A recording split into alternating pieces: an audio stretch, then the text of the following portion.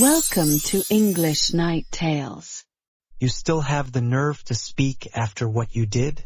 Someone like you should be thanking God day and night that I sacrificed and covered for you. I didn't force you to marry me, nor did I beg you. Besides, you're old enough to know how to say no, that you don't want her and that you don't want to marry her. Honestly, you know nothing about manners. My uncle forgot to raise you. Shut up. I'm well behaved whether you like it or not. He became enraged and raised his hand to her. For the first time in his life, he had ever raised his hand to a woman, and when he hit her, it was her? He said those words and left her shattered, driving off into the city streets. The flashback goes back to the day his grandfather called him and told him, I need you to come over. What's wrong, Grandpa? Is everything all right with you? I'll tell you everything when you get here. Okay, Grandpa. I'll finish what I'm doing at work and come right away. I'm telling you to come now. Okay, Grandpa. The next day, he got ready, got in his car, and he took his car and traveled to his grandfather's house. As soon as he entered the villa, he saw a woman sitting in the garden, her face hidden, but her eyes visible. She looked very sad. He didn't pay attention and went inside to talk to his grandfather. Welcome, Grandpa. Welcome, Edward, my boy. What did you want to see me about, Grandpa? Everything's fine. Come with me to the office. Inside the office, his grandfather was sitting with his two sons, his uncle and his father. The grandfather didn't know how to start the conversation with his grandson, or how to force him into something like this, especially since it was such a life-altering decision. We've been sitting here for half an hour, Grandpa, waiting for you to speak. Don't speak, Dad. I'll speak. Is it that serious? That Grandpa can't even speak? We're not joking around now, Edward. We're talking about something serious. Since when have I seen you two joking? Don't you realize we're in a strange situation? It's been half an hour and nobody's said a word. I'm asking you for a favor and you have to do it. I want you to marry your cousin. Hania, the one I'm thinking of, my cousin, you must be playing a joke on me. Am I in for a prank? Do you think I'm joking with you, boy? It's unbelievable that after all these years, I've kept my distance from other women, kept my heart to my wife, and now I'm going to marry my cousin? Why, Edward, do you think my daughter isn't right for you? I'm sorry, Uncle. I didn't mean it like that, but your daughter is a bit spoiled, and that's not my thing. I want a girl who doesn't talk to or socialize with other guys, and I haven't seen her in years. And what I say will be done. If you have anything else to say, you're no longer my grandson, and I don't know you. Is that possible, Grandfather? You'd abandon me for a marriage? Isn't marriage about mutual consent? She's agreed. Now it's up to you. Give me your opinion now because the wedding is next Thursday. And after what you've said, Grandfather, do I still have a say? Very well. Then the wedding is the day after tomorrow. He left the office, clearly upset, barely able to see where he was going. Without realizing it, he bumped into the girl sitting in the garden. Forgive me, miss, I didn't mean it. It's okay, Edward, my cousin. We bumped into each other a lot when we were little. Your cousin? Me? I'm Hania. Don't you recognize me? No, I didn't recognize you. But as you've grown up, you've become more beautiful and serene. Embarrassed by his words, she ran away from him. So, I was upset about marrying her? She's become incredibly beautiful and has changed completely. But I feel like something's wrong. Thursday came faster than lightning, and the day was filled with tension for everyone in the villa, until the grandfather called Edward to his office. I have to tell you something you don't know. And what is it that I don't know? This secret, my son, is known only to you, me, your uncle, and your father. And you promise me that no one else will know. You know I keep my word, Grandpa, but I promise you, yes. I know what I'm about to say is very hard for you to accept, but your cousin is your blood, and you have to protect and cherish her. Go on, Grandpa. Hania, my son, is not a virgin. I won't go into details. She'll tell you everything, but I had to let you know. He felt intense anger, unable to control his temper or comprehend the situation he was in. What does this mean, Grandpa? Were you trying to trick me, and you only decided to tell me when the time was near? No, thank you very much. Lower your voice. Someone might hear us. Who can soothe the fire burning inside me? What does it mean that she's not a virgin? Does it mean she dated a young man and made mistakes with him, and in the end, I'm the one who has to bear the consequences of this marriage? You have every right to be upset and annoyed, my son. But that's not what happened, and she'll tell you. Let's see how this marriage ends. Their conversation was interrupted by the voice of Hania's father, who entered with a broken expression and said, Listen to me, Edward. Everything's ready. The wedding took place, and after everyone had left, Edward stood up and said, Where's the bride, Mother? She's in your room, son. Good night, and no one should wake us up in the morning until we're downstairs alone. Edward went out and found her sitting on the bed. He closed the door behind him, appearing very calm, contrary to what he felt inside. Come on, change your clothes. So, what? You're wearing your wedding dress. How are you going to sleep in it? Yes, you're right. He sat beside her and said, It's strange that you don't argue with me like you used to. I remember the last time you cried because I wiped off your nail polish. Wow, you still remember. It seems you haven't forgotten. Just because I don't forget doesn't mean I'm heartless. You were 7 and I was 10. Those were truly beautiful days. I wish I could have stayed there forever. Don't worry, it's only a few days until we're back together. I don't like being here or living here. And a woman is always where her husband is. I want to ask you something and I want you to answer honestly because I don't like starting my life with a lie, even a small one. Don't worry, I've already gotten a brief overview. She started to get nervous and tremble, tears streaming down her face. I don't know how far you know, but I want to apologize for forcing you to marry me. I won't say it was against my will at first, but the end wasn't my choice. He looked at her in surprise, not understanding what she'd started or what she'd been forced into, and afraid of being unfair to her with his thoughts. Go on. At first, I was talking to a guy at university, respectfully and within limits, never overstepping my boundaries, until I became attracted to him. But of course, I kept it to myself. Don't say you were attracted to him, say you were. You're married to another man now. Okay, and one day he confessed that he liked me and wanted to propose, but he wanted us to get to know each other first to see if we were compatible. It all starts with boundaries and respect, and then everything changes with time. You have the right to say whatever you want, but please, don't hurt me more. Go on. Then I met his sister, and I felt he was really serious. We talked more and more each day, and we started to get bolder with our touches and words. I knew it wasn't right before you spoke, but I realized it too late.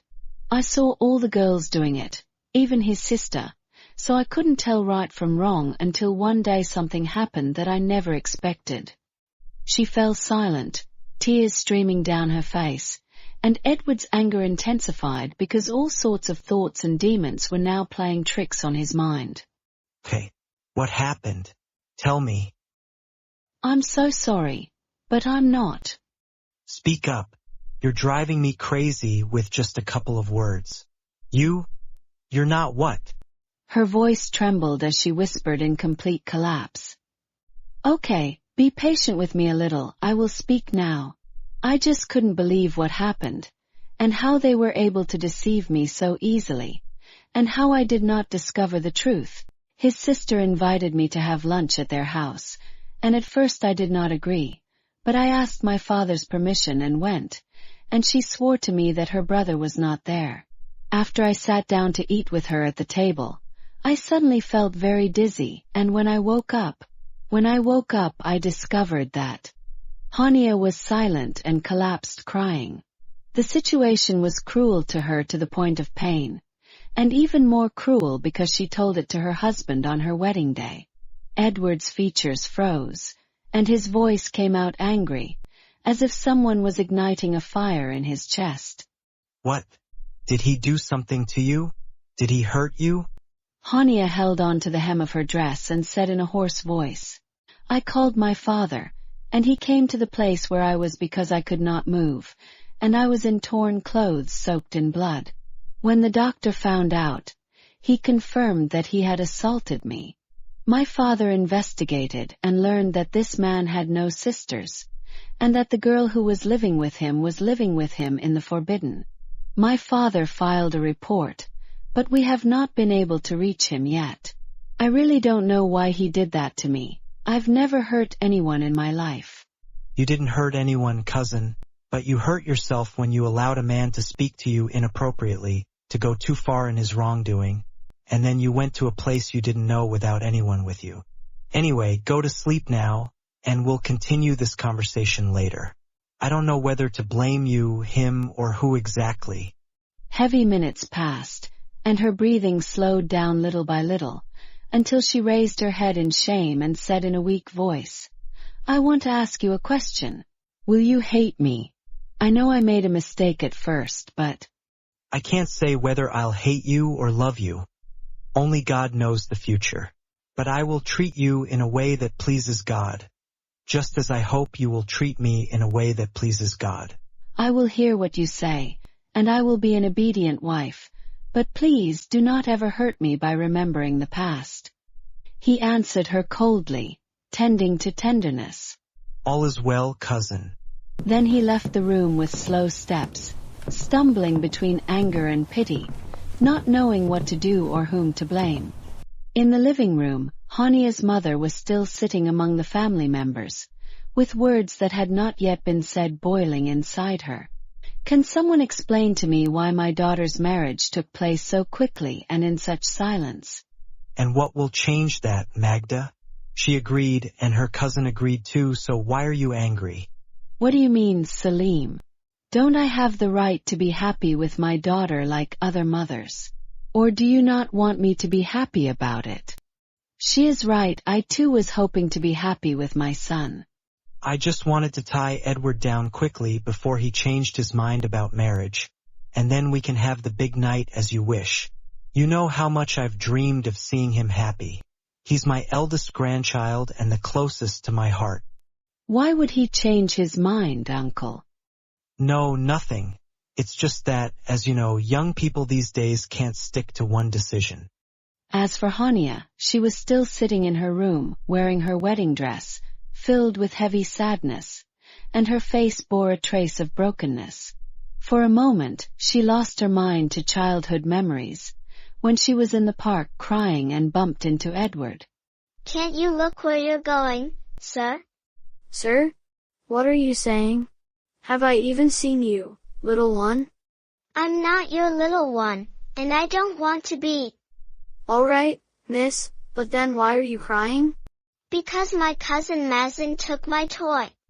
Come with me, and I'll give it back to you.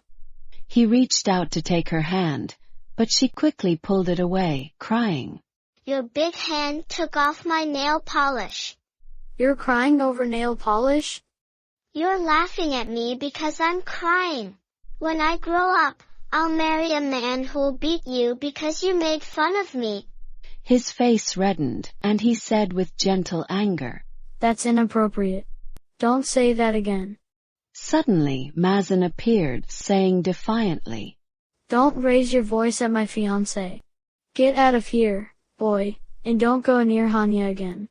Then Hania returned from her memories, and her tears flowed silently as she whispered, I wish I had stayed with you, my cousin. Perhaps I would not have been exposed to what happened to me. Edward entered the room after changing his clothes, and said with seriousness mixed with softness, Listen to me, cousin. I've married you, which means that from today we will live as one flesh, eat from one plate, and sleep in one bed. From now on, don't hide anything from me, and don't do anything without my permission, and I promise I won't force you to do anything you don't like. Do you understand? She said shyly and in a low voice. Yes. He smiled a little, trying to break the tension between them, then joked. Why haven't you changed your dress yet? I hope you're not waiting for me to help you. Her face turned red and she ran to the bathroom. Then he said with sincere sadness, Oh Lord, this is my fate and I accept it. Grant me patience, God. And the second day, in the office, the two grandfather and grandson sat, and he said with obvious sternness, How come you haven't been able to reach that scoundrel yet? You know your uncle is in the police force, and he's keeping a low profile for fear of his daughter being exposed. He even filed the report in his friend's name to keep it a secret. None of that matters to me. What matters is that her rights are restored. From now on, I'll handle it my way. Aren't you worried about her reputation, my son? Are you saying that, grandfather? By God, if she were a stranger, I would protect her. So how could I expose my own wife? May God guide you and bless you, my son. Amen, grandfather, but trust me, I'll find him my way. Days later, he was standing in Lieutenant Colonel David's office with his uncle, and he grabbed both of them so that they would not be reckless in confronting Tom, who had done this in Hania. Calm down, Edward. Don't ruin yourself over him. And you, Salim, I thought you were more sensible than this. The only thing that made me endure this was to find out where he was. Otherwise, I would have killed him with my own hands without anyone knowing. I know your words stem from anger, so I won't record them in the official report.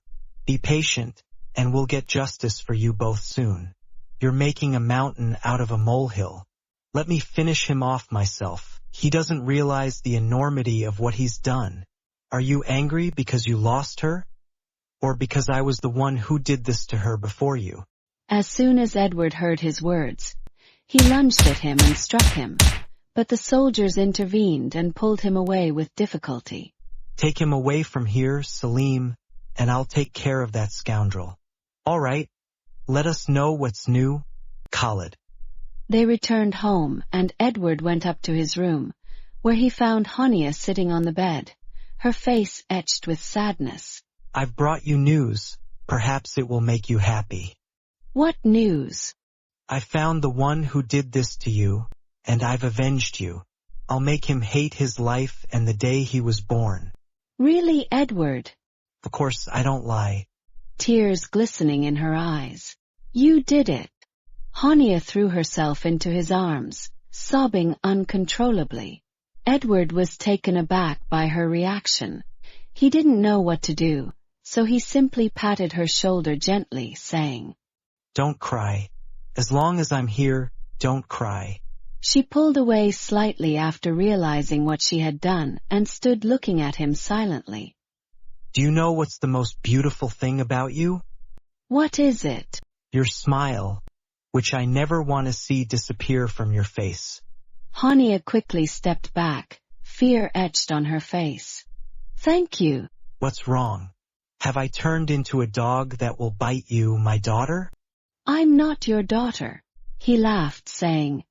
So that word still makes you angry? Hania lowered her head.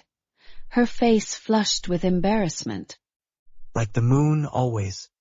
As he moved a little closer, she said in a trembling voice, Don't come near me and mind your own business.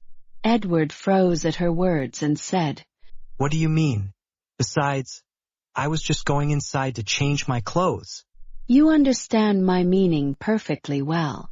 I'm telling you, don't come near me and stay away from me. If you want a girlfriend, then go ahead and divorce me and then marry her. Edward stood there stunned. He hadn't imagined she would think such a terrible thing of him. He said, his anger evident. You still have the nerve to speak after what you did? Someone like you should be thanking God day and night that I sacrificed and covered for you. I didn't force you to marry me, nor did I beg you. Besides, you're old enough to know how to say no, that you don't want her and that you don't want to marry her. Honestly, you know nothing about manners. My uncle forgot to raise you. Shut up. I'm well behaved whether you like it or not. He became enraged and raised his hand to her. For the first time in his life, he had ever raised his hand to a woman, and when he hit her, it was her? He said those words and left her shattered. Edward sat talking to himself. Did I wrong her? This is the first time in my life I've ever raised my hand to a woman. This isn't how I was raised, nor is it my custom. Perhaps she was afraid, and I acted like a fool. I have to fix what I've done wrong. On the other side, Hania sat heartbroken by his words, talking to herself. Am I the one at fault? I should have explained to him calmly. But what if he gets angry? I don't know what to do. Edward returned home and found her asleep on the sofa. He gently carried her to the bed and then lay down on the sofa in her place. The next day passed without them speaking. One day, he heard her praying for him and for her. Edward was moved by her prayer, but he didn't know how to start a conversation with her. Get ready, we're going back to the city. We've been here too long. And get ready too, we're gonna have a big party in the town in our name so people know we're married because no one there knows. And keep in mind, I'm hosting my friend that same night. His words struck her like a thunderbolt. Edward was pleased to see the sadness in her eyes and felt victorious. When they arrived in the other city, Hania was surprised by the huge celebrations held to welcome them. The hours passed. She went downstairs to get a drink of water and overheard the maids talking. Did you see the new bride Mr. Edward brought? They say she's as beautiful as the full moon. Yes, you're right.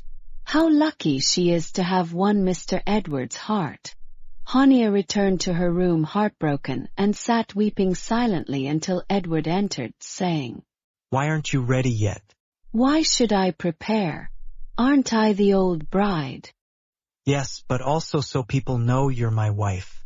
I don't want to spoil her joy. It's a day every girl dreams of. Didn't you ever wish for something like this? After what happened to me, I no longer have the strength to wish for anything. It's true your beginnings were difficult, but what happened wasn't in your hands. Please don't speak of that day. I can't bear to remember it. As long as I'm with you, don't be afraid. But you won't be with me anymore. I'll stay, and besides, you're the one who told me, go and get married. Yes, and I was wrong. And you call it a mistake? It's an opportunity. Or do you regret it? And if you regret it, what will change? Nothing, everyone knows. Now go to the room at the end of the hall and get ready. We'll go down and greet her together. So, you'll get married. Do you think I'm joking? Don't you dare argue with me. Very well. She entered the room and found it decorated like a new bride's suite.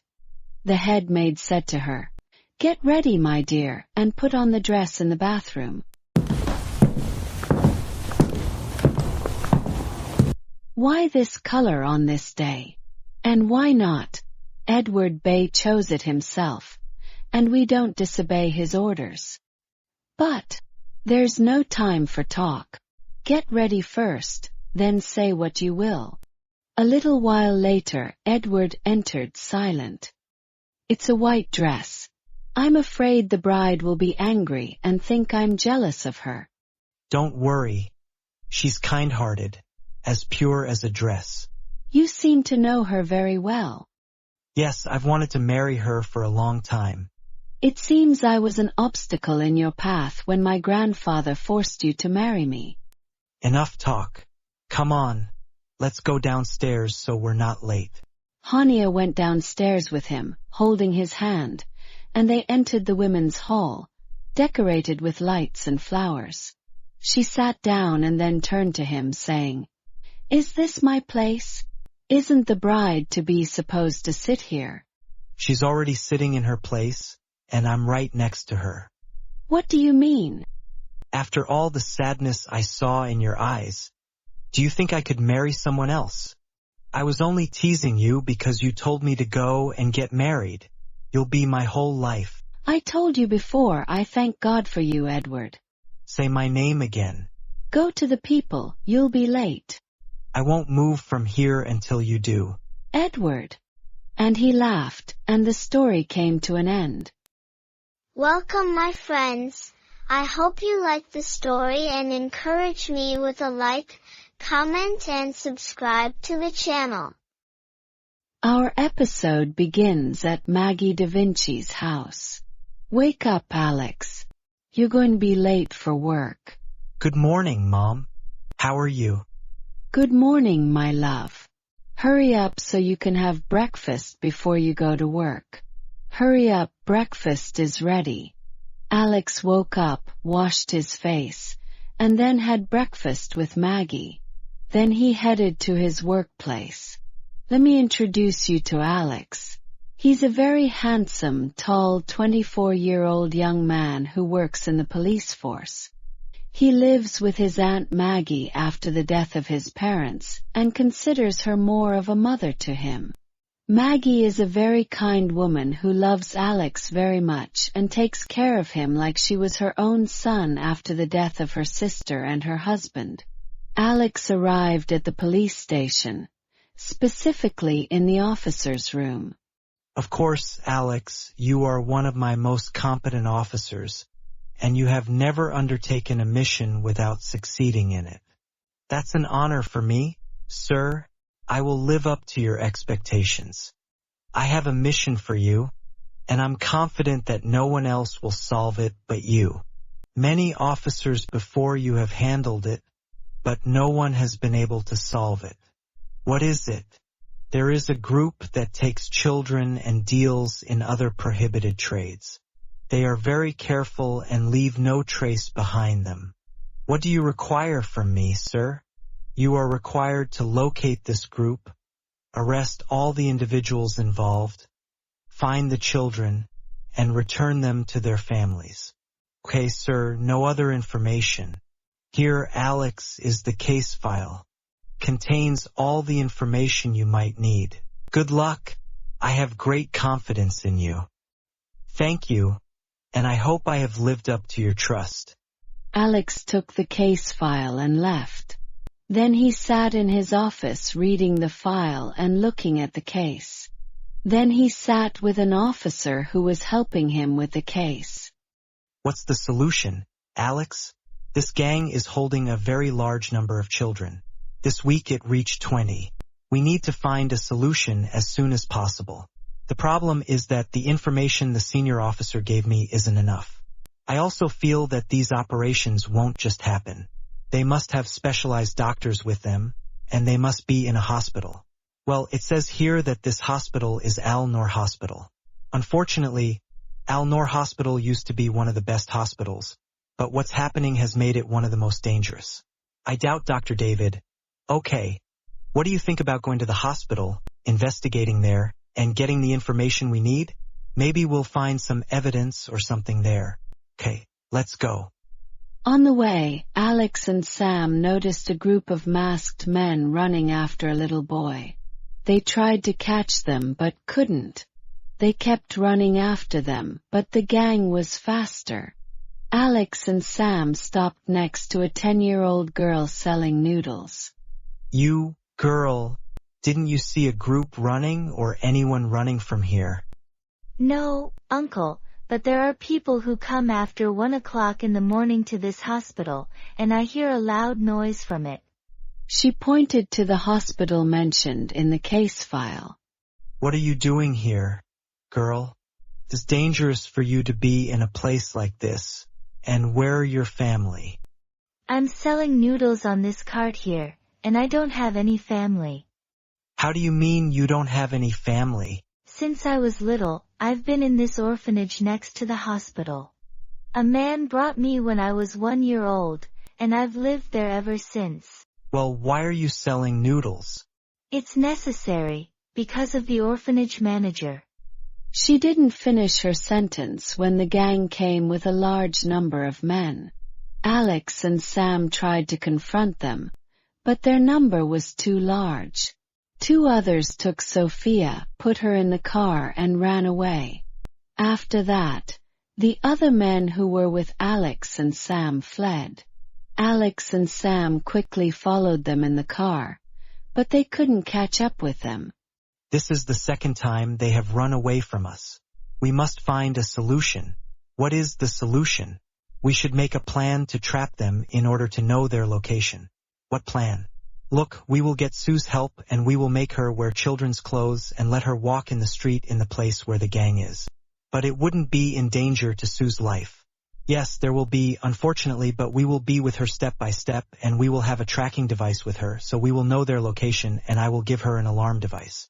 If she feels that she is not safe, we will attack them and take them out. But the most important thing is that we want her to know who is involved in this gang. A very nice idea and it won't be late. Tomorrow I will talk to her and agree with the senior officer on this plan and obtain his approval so that they can help us in the mission. Time passes. After Alex finished his work, he headed home. What's wrong, Alex? Nothing, Mom. Tell me, son. There's a gang taking the 2 kids, and unfortunately, they happened in front of us, and we didn't catch any of them. There must be a solution, son. Go just rest a little. Looks like you had a really tiring day today. Okay, Mom. I'm going to take a shower and sleep. Do you need anything? No, my dear, go. Alex went and took a shower, then slept soundly because he was exhausted.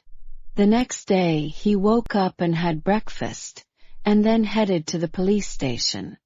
And in Alex's office. Minutes later, Sue enters after Alex called her. You asked for me. I need you for a mission, and I spoke with the senior officer and he agreed that you help us. Yes, sir. I want you to disguise yourself as a child, dress like a child, and do a child's hairstyle. We'll take you somewhere and let you walk around alone so that when the gang sees you, they can take you with them. But sir, that won't save my life. Don't be afraid. We'll be with you and... What do you mean, sir? You know that this is one of the most dangerous gangs, and for me to go there like that would be a huge risk to my life. Take this chain. What is it? This chain has a tracking device, and take this too.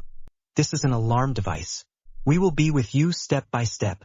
If you sense any danger, press it and we will attack the place immediately. I understand your concern, but do not be afraid. I swear we will be with you and will not leave you.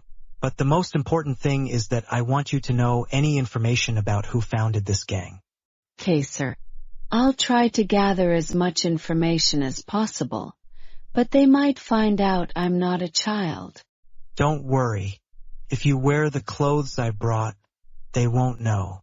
And you don't even look 10 years old. Okay, when do we carry out the mission? Tomorrow at 11 p.m. Okay, anything else? No, you can come in. Sue left very scared, but faced with the reality that she had to prove her worth. The next day, at the appointed time, Alex and Sam were accompanied by a large group of armed officers. But Sam looked at her with a laugh when he saw her in children's clothes and said to her, No, it doesn't show on you at all. I feel like you're a junior high school student. Sue was wearing a blouse, pants, and a hair tie, looking like a child. I'm sacrificing myself for the mission, and you're laughing at my appearance. I'm sorry, but you look younger than your age. And keep in mind that's a good thing. Sue was about to respond to him, but Alex stopped her. Stop it, this is not the time for arguments. Come on, so we can take our positions before the gang arrives. And indeed, the officers, Sam and Alex, hid. Maggie stood alone in the street, looking around in fear, and, after about half an hour, the gang arrived and Sue disappeared. The men moved immediately and began tracking the gang until they reached the location. Sue entered and saw a large number of children surrounded by strong guards. One of them said, "You've completed 50 this week. That's a great achievement. I want you to take each one of them to the hospital." Another replied, "At your command, Chief. But this time, who do we hand over the children to at the hospital?" "To Dr. M.O., of course. As always, he's the one performing these operations." "But Chief, Dr. M.O. is getting old and very tired. He won't be able to complete the required number. I'll talk to him about this and find other doctors to help him. I'm leaving now, and you must be careful. I don't want any mistakes." A little while later, another man entered and said, Alex said, "Come on, Sammy. Sue gave us the signal. It looks like something's happened. Notify the rest of the team. Alex, let's go." They stormed the place, and a huge battle broke out between them and the gang members. Alex, Sam, and Sue fought brilliantly, with a fully trained team. Within a few minutes, the team was able to win. At the police headquarters, the soldiers were returning each child to their families. But the moment came to stand with Sophia. "What's your name? Where are your parents?" My name is Sophia. I don't know my parents. I was living in a shelter. "Okay. I'll call the shelter director to come and get you." She shouted. No, please. I don't want to go back there. She doesn't feed us and forces us to work. "What can I do for you? I can't do anything." Please, don't send me back to her. "I don't know what to do. Come with me to Officer Alex so we can find a solution to this problem." "Sir, we found this little girl saying she has no family and doesn't know where to go." Alex smiled and said, "Are you the girl who asked for noodles?" Yes, I am. "Tell me, why don't you want to go back to the orphanage?"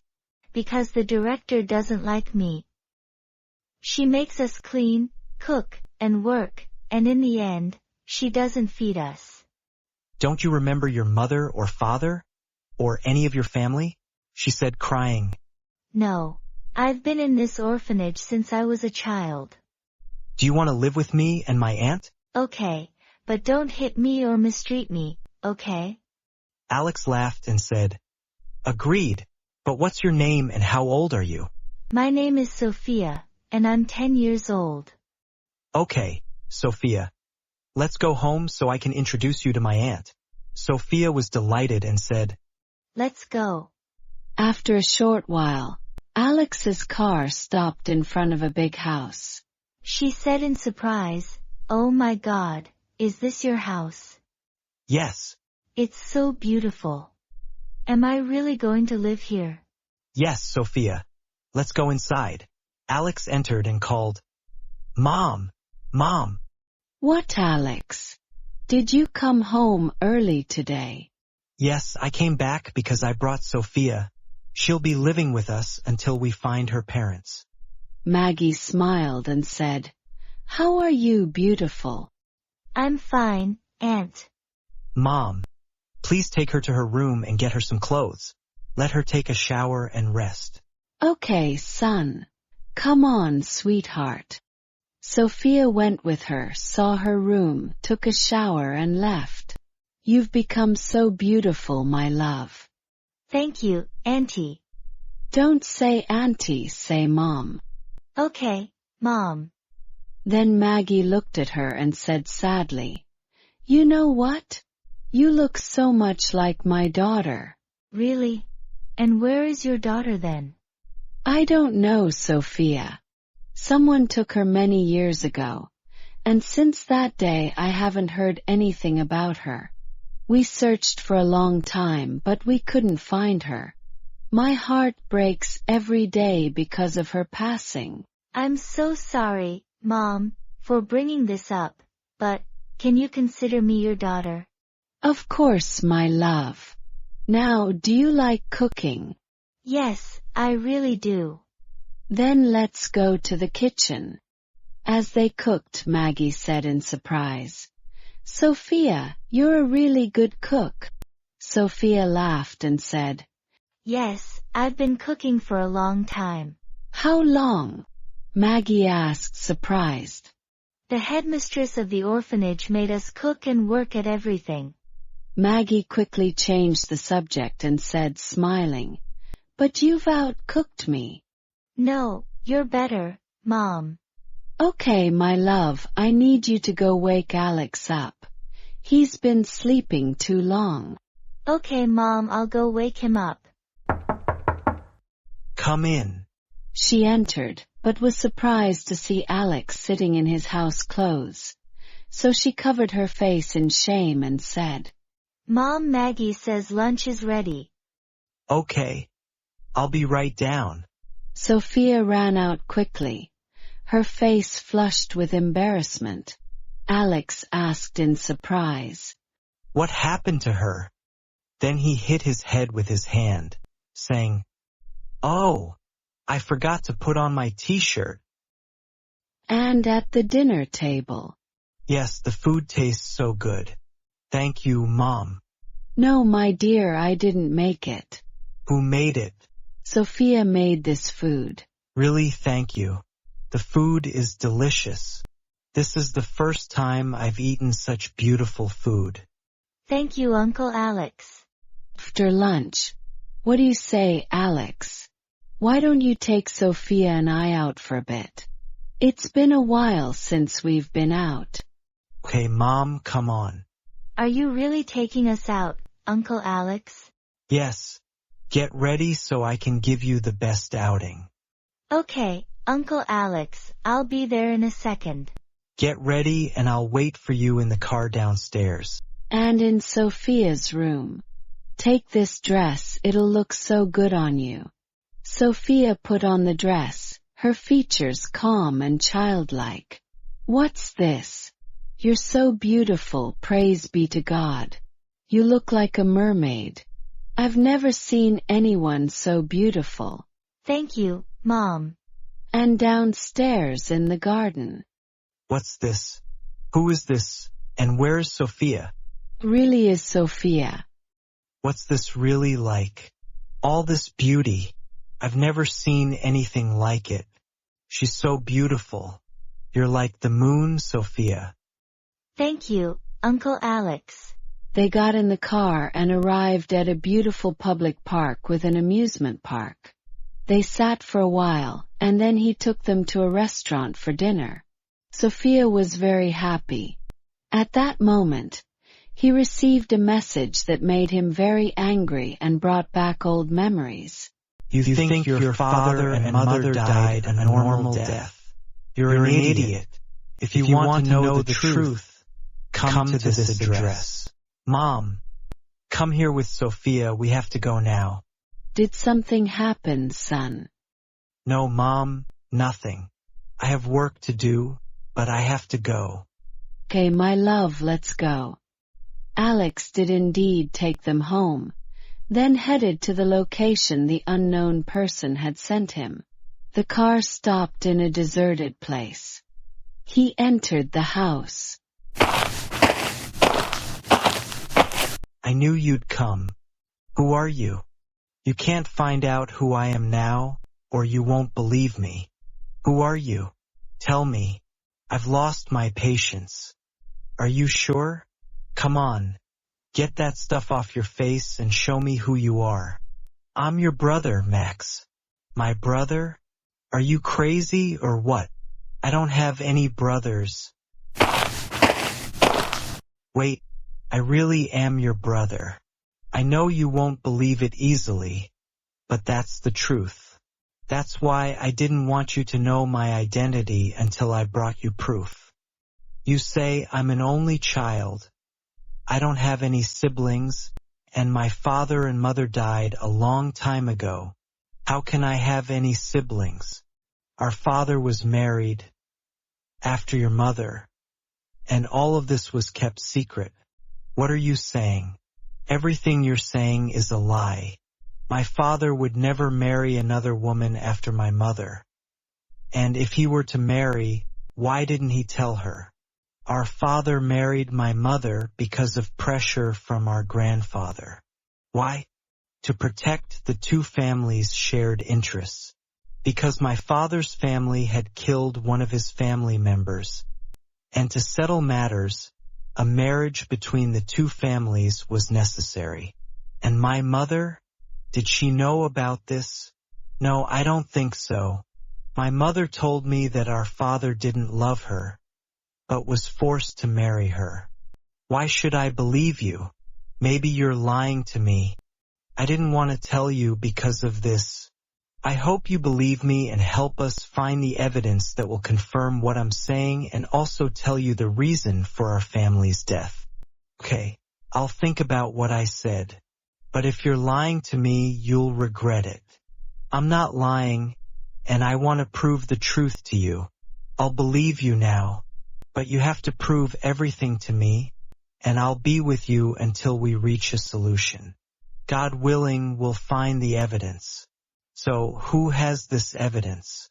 Only one person. Who? I suspect Dr. M.O. Okay. If that's the case, I'll investigate him. But do you mean Dr. Mo? Who works at Al-Noor Hospital? Yes, he is. He already has a case against him, and he can't get out of it, and I think he'll be sentenced to life in prison. What case? He's accused of a major theft case. He's already in league with a gang, and he performs operations on them and extracts their organs in exchange for a lot of money. I've had him in custody for 2 days. So, is he in prison with you now? Yes. Okay. I'll come with you tomorrow to interrogate him and get him to confess everything.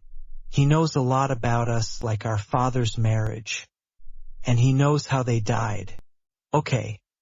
Come to the police station tomorrow at 9 o'clock, and I'll be there. Okay. Bro. Bye. Bye. Alex went home and found Sophia waiting for him. Come here, Sophia. Do you need something? I wanted to ask you something, Uncle Alex. I wanted to apply to the school. I wanted to complete my education. Okay, Sophia. I'll fill out the paperwork and present you at school. Thank you, Uncle Alex.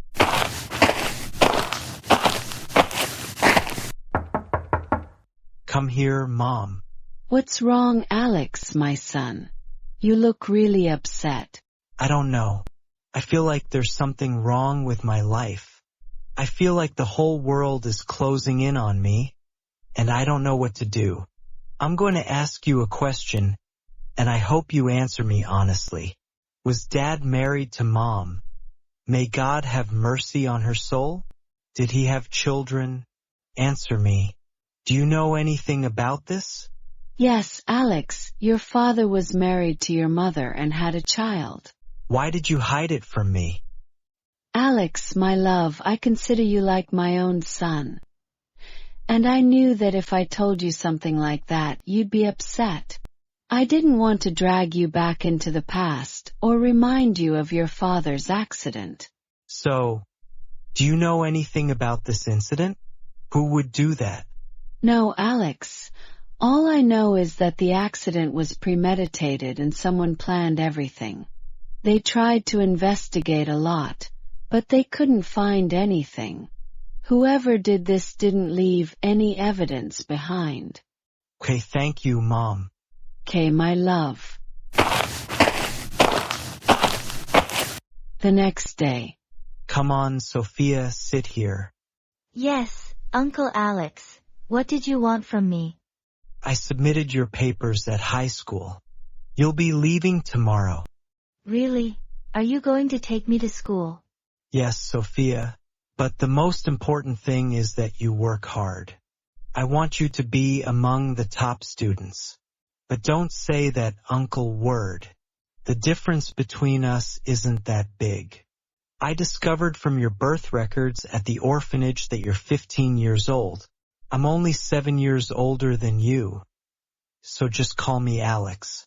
Yes, Uncle. I mean, Alex, do you want anything else from me?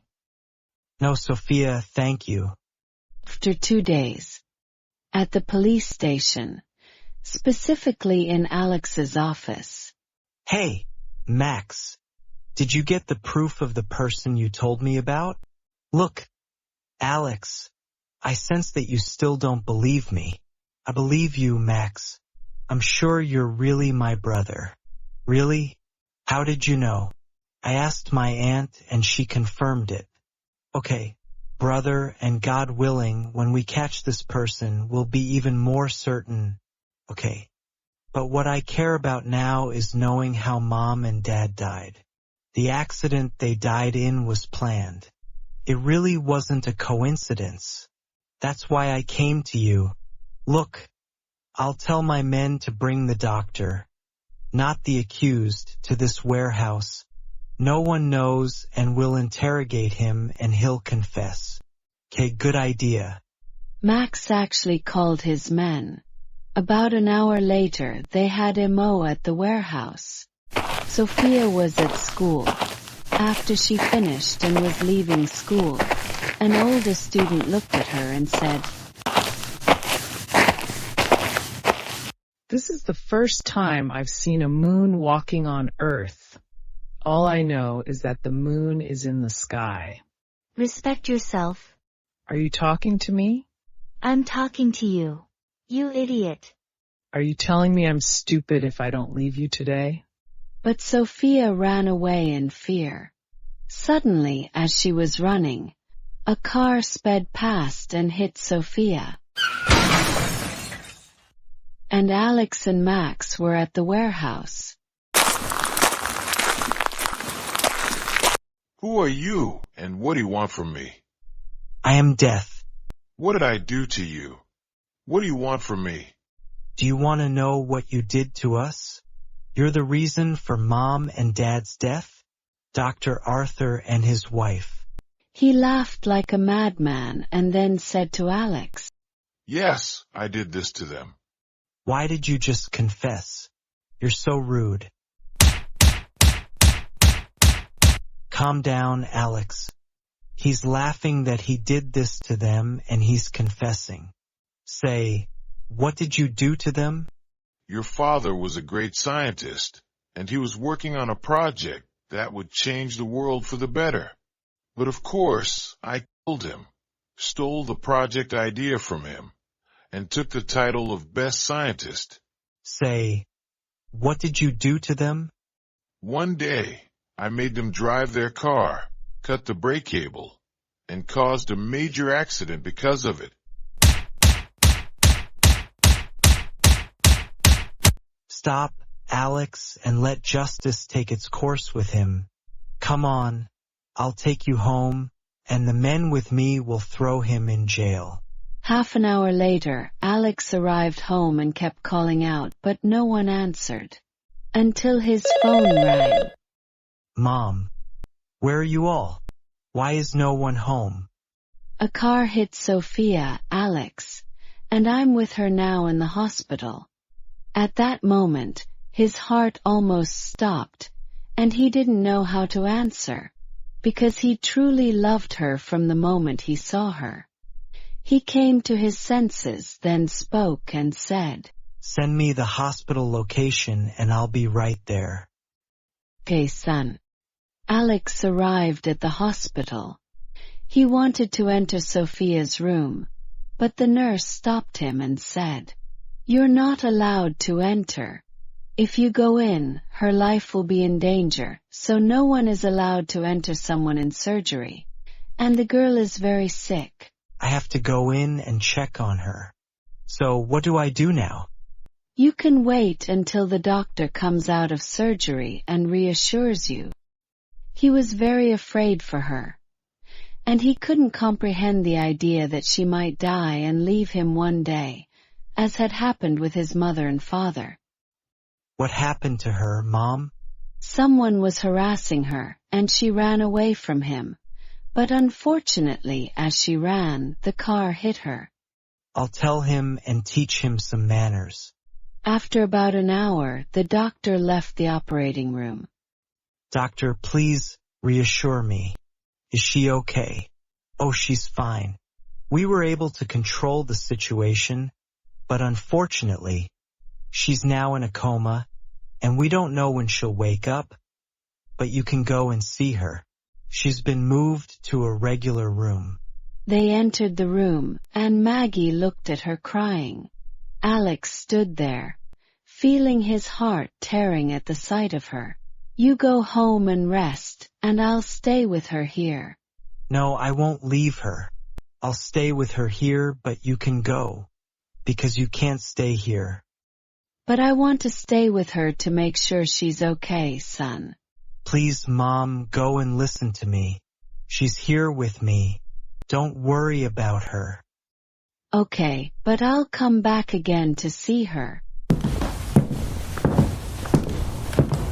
He looked at her without speaking, but his eyes spoke 1,000 words. I don't know how or where I loved you, but I feel like I can't live without you. I feel like you're a very important part of my life. Please wake up. I love you. After a while, he felt her hand moving, and then she opened her eyes and said, Alex, where are you, Alex? I'm here, Sophia. Wait, I'll call the doctor. She's asleep now and out of danger. I'll write her a discharge letter today. Thank you, doctor. But I want to tell you something. As you know, I've known you since your father's time because he was my friend, and I know very well what happened to your cousin when she was little. I had my doubts from the beginning when we transfused blood from Mrs. Maggie to Sophia, especially since she has a rare blood type. When I ran the necessary tests, I discovered that Sophia is Mrs. Maggie's daughter and your cousin's daughter. I felt there was something about Sophia, as if I knew her. Now I know why I had this feeling. After a while, he quickly ran to his aunt and told her everything. 5 years passed from that day. They were sitting at a family gathering, and Alex surprised them when he said, I waited for this day every day until Sophia grew up, and now I can say it. I want to marry her. What are you saying, Sophia? Sophia's face turned red with embarrassment. I agree. Alex stood up, jumping for joy, and they all laughed at the sight. A few days later, Alex and Sophia got married. The years passed, and Alex's house grew with cute children. The story is over, my friends. I hope God fills your lives with happiness, Alex and Sophia. Wait for me in another story, God willing. I love you. Welcome, my friends. I hope you liked the story and encourage me with a like, comment and subscribe to the channel.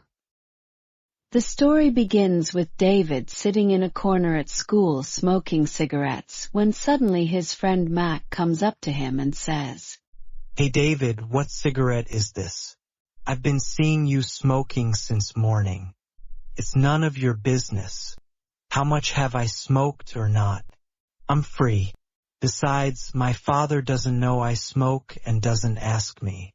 Are you going to tire me out and tell me how much I've smoked and how much I haven't? I'm asking for your own good. You know, I've talked to you about this smoking thing many times and told you how dangerous it is, and you're the one who refuses to quit. And David, I've tried every possible way to keep you from resorting to the last resort, and you know I don't want to do that. So, are you threatening me because you're going to go tell my father? I've given you so many advice, but you've really pushed me to do this.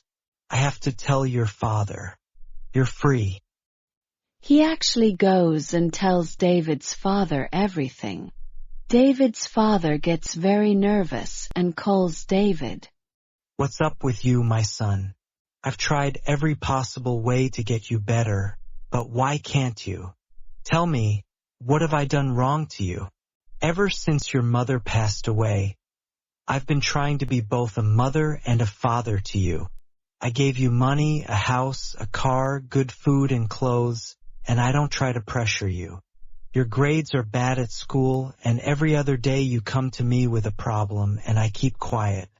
But you've even started smoking, David? You're hurting yourself, not just those around you. David, it seems my approach to you was wrong. I really think I spoiled you too much, and I kept saying this during my teenage years and times of stress, and I came up with 100 excuses. But you're in control, and I know what to do. Yes, we'll go back to the same old thing, food, money, and now you're a mother and a father. Aren't you tired of the same old story you keep telling me every time I come to you with a problem? You're so clueless about anything, always harboring your own problems, showing no respect or gratitude, never changing yourself, and also rude. But I'll take away all the capabilities I gave you. Show me what you're going to do next. I'm going to my room because I want to sleep. Tell me what you want to do, and I'm fine with anything.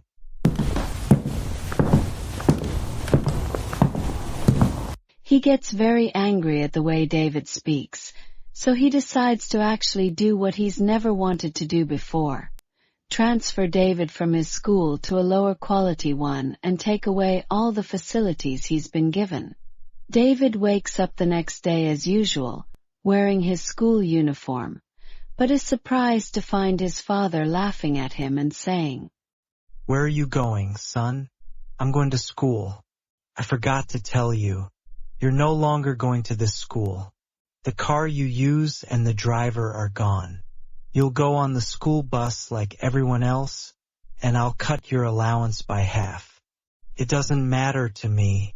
David walks away, pretending he doesn't care, but he's actually very upset that he's leaving his school and the friends he knows and loves, that the driver and car will no longer be under his control, and that his money is running low.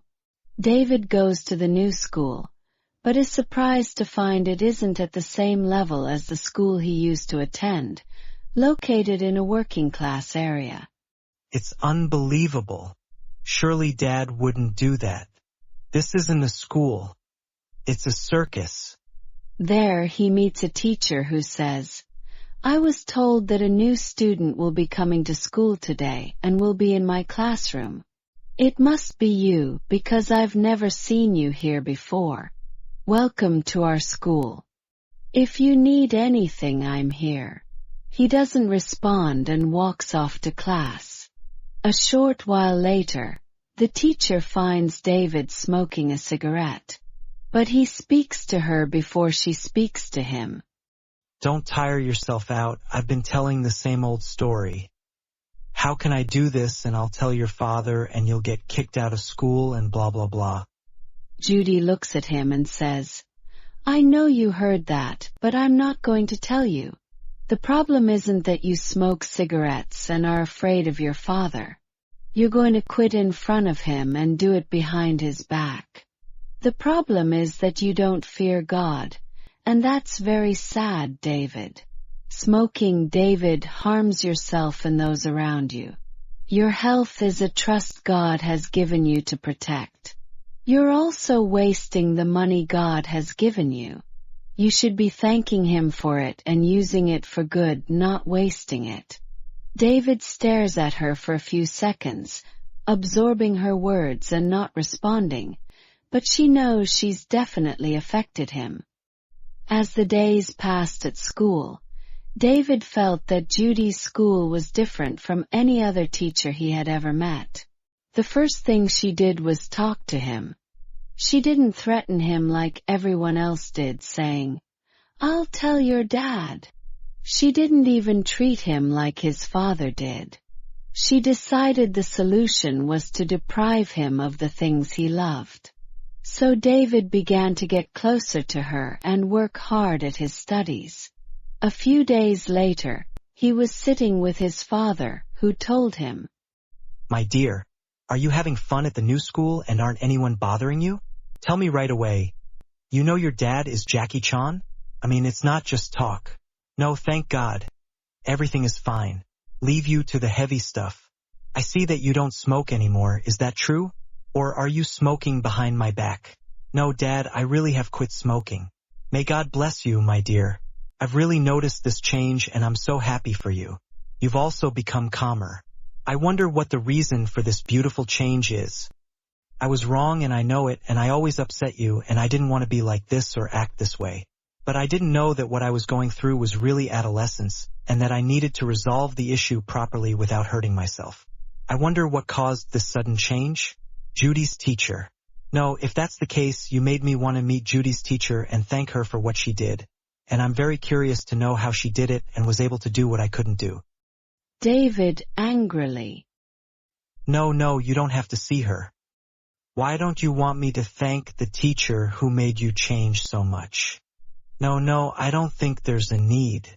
I've thanked her enough, and besides, you're busy with your work, so I'll thank her on your behalf.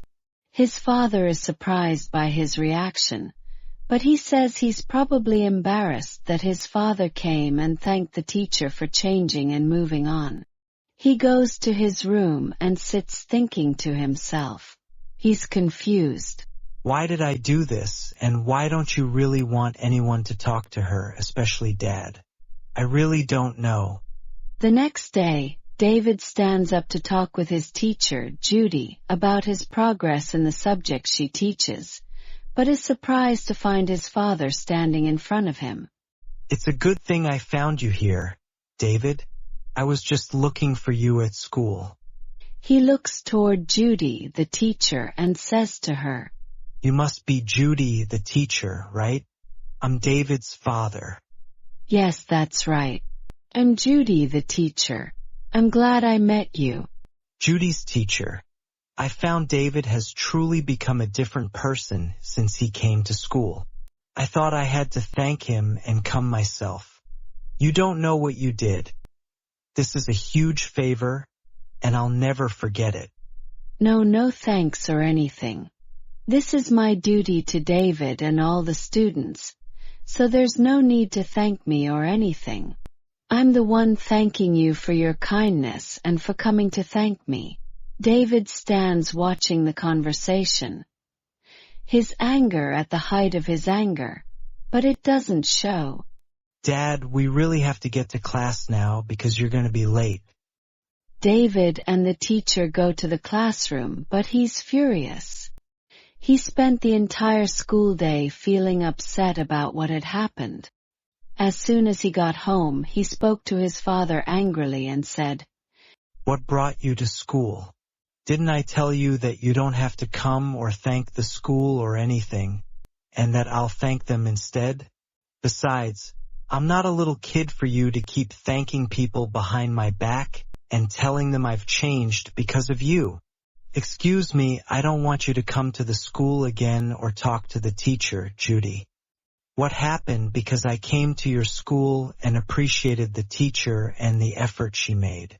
Don't you think you're making a big deal out of it? And what's with me, I'm not a little kid. No, you're a little kid and you'll always remain a little kid in my eyes, even if you reach 70 years of age. I am your father, and you'll always be my little son, no matter how old you get. I'm tired of going back to the same old stuff. David enters his room, furious after saying this, and closes the door behind him. Dad doesn't have to meet the teacher, Judy, again. I don't want her to talk to him or anyone else except me. After a while, David's father contacts teacher Judy and explains that he needs to communicate with her because of David's level of achievement. He wants to know how to deal with him during this difficult period, especially since adolescence has had a profound impact on him after his mother's death. Teacher Judy helps him, But David is unaware of this communication, and remembers that the last time his father spoke to teacher Judy was at school. After a while, David's father becomes impressed by teacher Judy, so he decides to say to her, "You are well-mannered and you know David and love him. He's very comfortable with you and so am I. That's why I've decided to propose and marry you." I was surprised by your request, and I thank you for your kind words. But could you give me a chance to think first? Yes, of course. And I also want to tell you that even if you don't agree, I don't want the good relationship between us and David to be affected. After a while, after consulting her mother, Judy calls David's father and tells him that she agrees to the marriage. You don't know how happy I am that you agreed to marry me, and God knows I'll do everything in my power to make you and David happy. I'm gonna go now to tell David. He doesn't know anything. He'll definitely be happy. David's father goes home and tells David that he has proposed to teacher Judy, and that she agrees, and they will be married soon. But David's response was a surprise to his father. He entered the room and started breaking everything in it. His father was surprised by his reaction, thinking he would be happy when he heard this news. After a month, the father and teacher Judy got married. They were very happy, unlike David, whose behavior had changed from before. One day, Judy was sitting on the living room couch, marking her exam papers. He looked at her from afar with a smile. Then he leaned closer and said, "I'm surprised you're still working even though we're newly married." "I have to love my work and my students very much. I want to know their level and wish them all the best." "And that's what makes me admire you even more." She smiled shyly at his words. A few minutes later, David entered, looking at them with disgust, and said, "What's this? What's keeping you like this? Are you still living the role of newlyweds and underestimating your own age?" Then he sat on the chair and said, "I mean, no question. How was your day? Or is it no longer important? You married my father and did what he planned. What are you saying? And what's this attitude of yours? You're ill-mannered, and I didn't raise you to be like that. Quickly apologize, and note that she's not just your teacher. She's your father's wife, in the place of your mother." "What's wrong with you? What's changed you so much? You used to treat me better than this before we got married," he replied to her, nervously, and said, "Ask yourself, where did the attention you had before marriage go? Besides, you're not my mother, and I'm not your son." He said these words, then headed to his room, telling himself that he had to come up with a plan to separate these two. 2 days later, David decides to carry out his plan. He goes to his father and says, "Dad, Miss Judy yelled at me in front of the students today, saying I'm a failure and won't succeed." "What? Judy says that. She always compliments you, but it's all just acting in front of you. But in class, she treats me really badly. Before we got married, you were always complimenting her. What happened now? See, I said before the marriage. Before the marriage. Like I told you before, all of this was definitely because she married you. Her true intentions were revealed." Mark goes to Judy and tells her what he said. She responds by saying, "Failure. Me. Mark, I've always tried to encourage David, even when he's not focused." "So why does he say that? There must be something bothering him." "Mark, I feel like I can't continue. David doesn't want me here, and I don't want to cause problems between you and him. Mark tries to calm her down and remove this thought from her mind, making her understand that he's just a teenager with mixed feelings, nothing more. After a few days, David notices that things between his father and Judy have normalized again, so he decides to think of something stronger.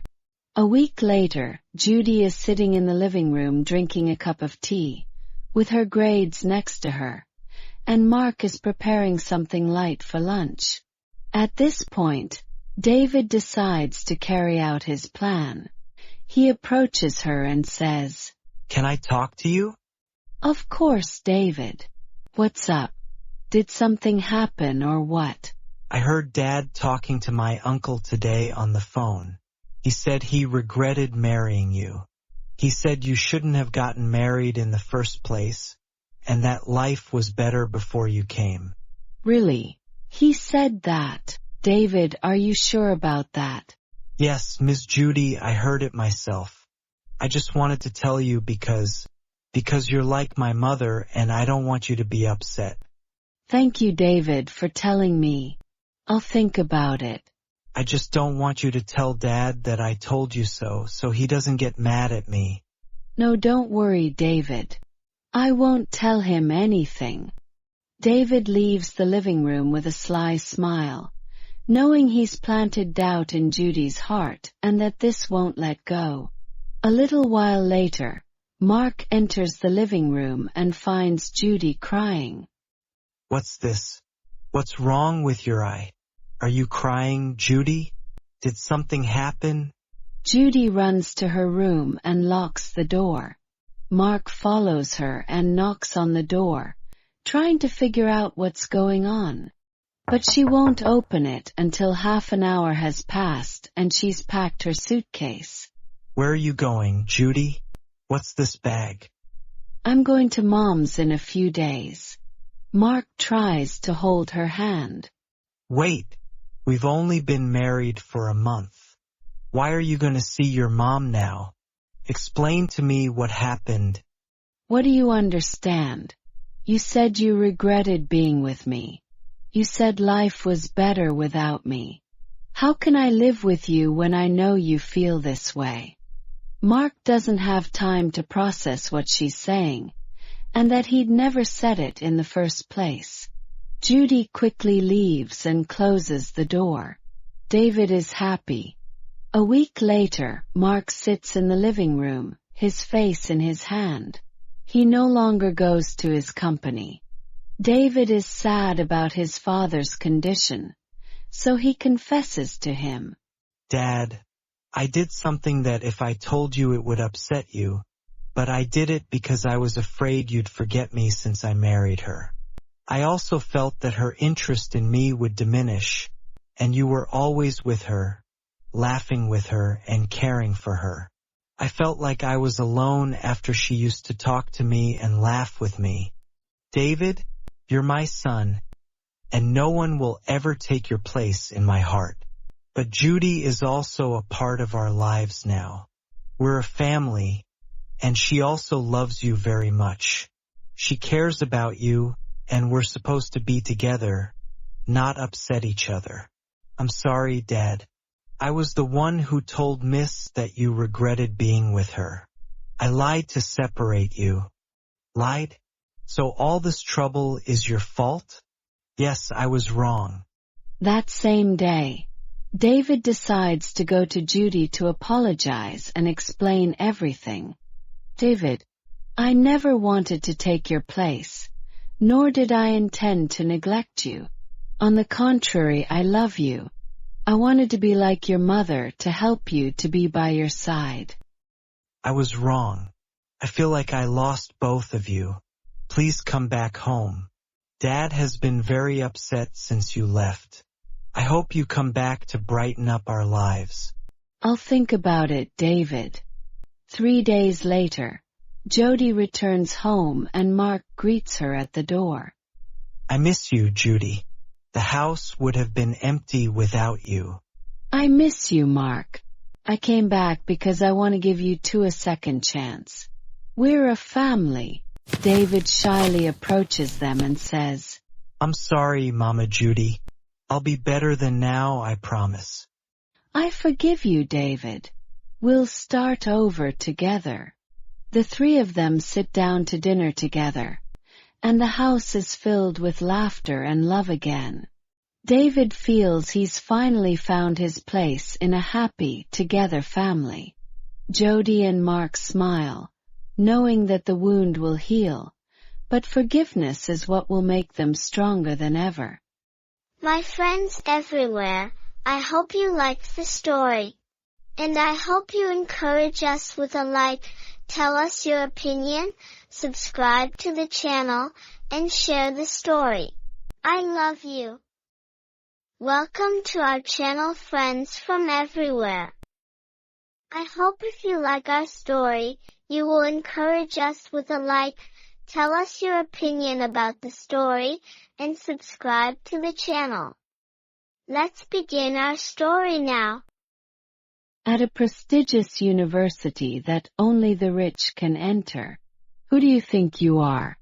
Don't forget the difference in level between us. We're all human, and the only difference between us is our upbringing. Look at me, I'm someone who was raised well, and you're someone who wasn't raised at all. Rose said her words and left Isabella fuming. How about someone like that think like me? Okay, be patient with me. Rose headed toward the lecture hall, but she was late. She apologized to the professor. I'm really sorry, doctor, that I'm late for the lecture. No, I haven't even started yet. Rose entered and sat in a nearby seat.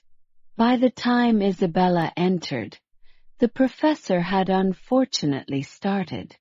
But when she entered, she paid no attention to the doctor present. You, Professor, are you entering your home? This is a lecture. You should ask permission. Isn't it enough that you came in late? Sorry, doctor, I didn't notice you. And I also didn't know you were here. Am I transparent? Maybe yes, maybe not. No, you're ill-mannered and also ill-mannered. Get out. Isabella looked at him angrily and actually left the lecture, unable to stand Dr. Daniel. As for Rose, she was writing down every word Daniel said in her personal blog. After the lecture ended, Daniel left, followed by another doctor, and Isabella came in. Did you see what the doctor did to Rose, even though she entered seconds before you? What did that girl do? Sarah told her the story. Isabella was still talking. Isn't it enough that you came in late? Or are you still talking? One more word and I'll throw you out of the lecture. 2 hours later, specifically in a luxurious villa. Dad, did you see Rose, the daughter of the worker who works for you in the office, talking down to me in front of the entire faculty? And your partner in the company, whose name is Daniel, kicked me out of today's lecture because of her. I want my rights, Dad. What happened? Tell me. Don't be upset, my dear. You know, Dad, that I love Daniel. Let him marry me. And here, this girl will stay away from him. Oh, and let her come and apologize to me. I'll handle it.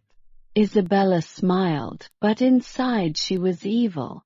And somewhere else, specifically in a simple house. What are you cooking, Rose? I'm going to die of hunger. Just a second, my dear, and the food will be ready. Just wake Dad up before I finish. And Lana went to wake her father. Wake up, Dad, because I'm going to die of hunger. I'm awake, my love. The father went to wash his face. As for Lana, she went to her sister to prepare the dinner table. But she noticed Rose's change in face. What's wrong, Rose? There is nothing. Where is Dad? Is he awake or not? Lana was about to speak, but she stopped when she saw her father coming towards them. What were you saying when you saw me and fell silent? No, Dad, nothing. Let's eat, I'm hungry. The three of them sat down to eat in a pleasant family atmosphere. After they finished eating, Rose went to wash the dishes, as it was her day to wash the dishes. After she finished, she went out into the living room to sit with her dad and sister. Tell me what happened to you today at college. It happened to me like it happens every day. Nothing new, nothing even changed. The day repeats itself. What does this girl want from you? If I were you, I'd catch her and beat her up in front of the entire university. But I can't do that and treat her the way she treats me. Not everything should be taken so seriously, my daughter.